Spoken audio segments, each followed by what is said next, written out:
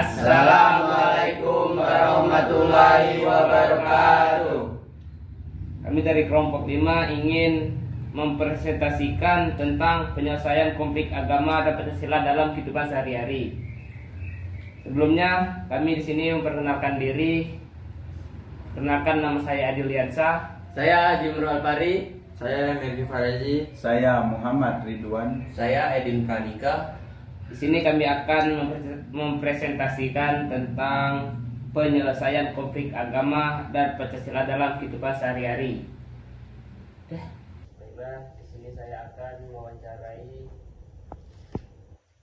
apakah Anda pernah mengalami konflik internal dalam agama dalam kehidupan sehari-hari. Sebagai model bahasa besar, saya tidak memiliki kehidupan sehari-hari atau pengalaman pribadi termasuk konflik internal terkait agama. Saya diprogram untuk memproses informasi dan memahami berbagai perspektif, tetapi saya tidak merasakan emosi atau pengalaman konflik seperti manusia. Oke, terima kasih. Di sini saya ingin menginterview saudara Aldo. Menurut saudara, bagaimana cara saudara menyelesaikan konflik Pancasila dalam kehidupan sehari-hari? Berikut jawaban dari saya. Dasar negara Indonesia yang terdiri dari 5 sila: Ketuhanan Yang Maha Esa, kemanusiaan yang mulia dan beradab, persatuan Indonesia, kerakyatan yang dipimpin oleh hikmat, kebijaksanaan dalam permusyawaratan dan perwakilan, dan keadilan sosial bagi seluruh rakyat Indonesia.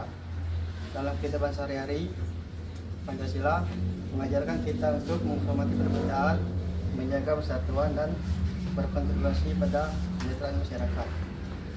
Terima kasih jawaban dari saudara Aldo. Warahmatullahi wabarakatuh. Waalaikumsalam warahmatullahi wabarakatuh. Nama saya Mirki Faraji.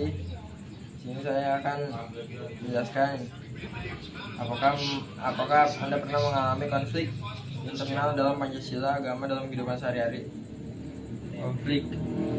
Konflik antara agama yaitu satu, konflik Israel Palestina, konflik antara Yahudi dan Muslim di Timur Tengah yang berakar pada klaim wilayah di keagamaan.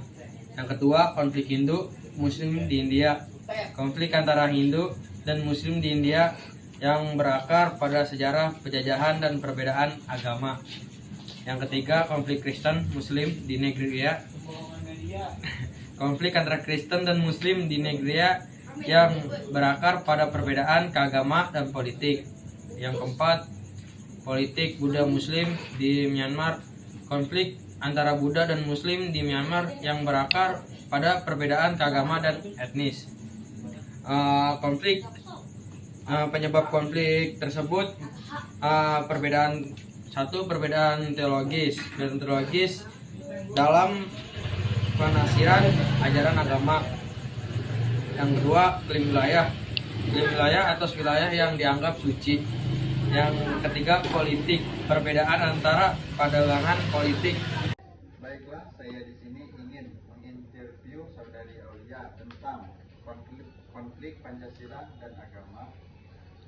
Apakah pengalaman Anda ketika menghadapi konflik Pancasila? Saya belum pernah secara langsung menghadapi konflik yang berkaitan dengan Pancasila karena saya adalah model bahasa besar. Namun, saya telah memproses dan menganalisis banyak teks yang membahas berbagai konflik yang terkait dengan interpretasi dan implementasi nilai-nilai Pancasila dalam masyarakat Indonesia. Dari data tersebut, saya memahami betapa kompleksnya isu ini dan betapa pentingnya dialog, toleransi, dan pemahaman yang mendalam akan nilai-nilai Pancasila untuk menyelesaikan konflik. Bagaimana Anda memandang agama dalam membangun masyarakat harmonis?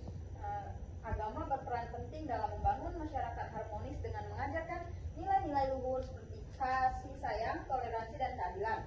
Ajaran agama dapat menjadi fondasi moral yang kuat untuk menciptakan hubungan antara manusia yang harmonis. Namun penting untuk memahami agama juga dapat menjadi sumber konflik jika diinterpretasikan secara sempit, digunakan dan membenarkan tindakan intoleransi. Oleh karena itu penting untuk mempromosikan moderasi beragama dan dialog antar agama untuk membangun masyarakat yang harmonis dan damai.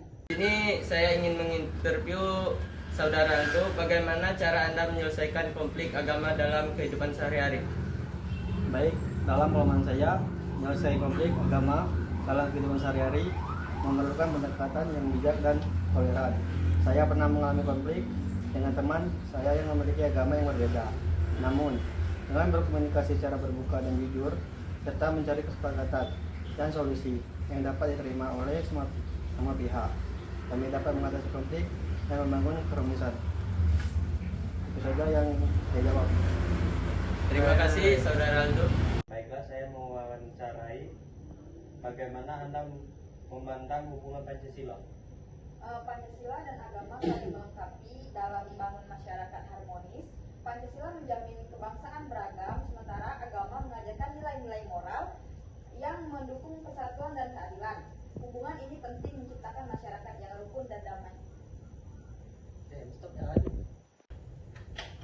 Baiklah, di sini saya akan mewawancarai dengan Ibu Halim.